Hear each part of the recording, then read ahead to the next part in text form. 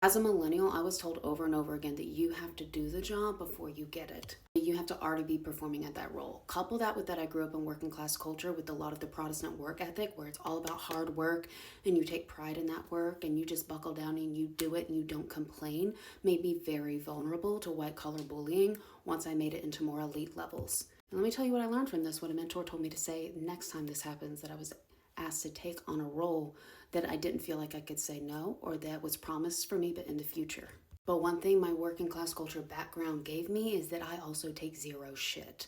So while this might have been their plan to try to lowball me an offer, clearly you know how the story went. I found a job that paid literally 3 times as much elsewhere and was in a much more prestigious and secure position. And that advice was given to a lot of people my age and Gen X.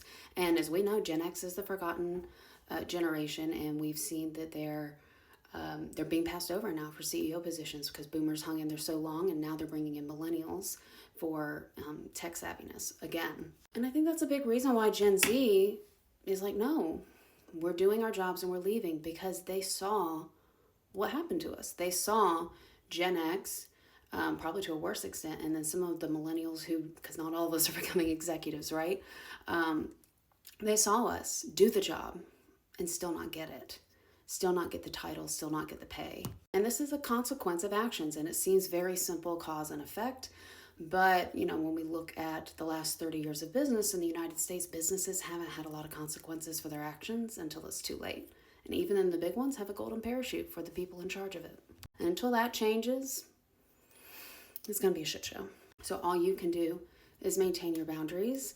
And something a mentor at this time in my life advised me was, next time this comes up, say that I am so thrilled for the opportunity to fill in on this position.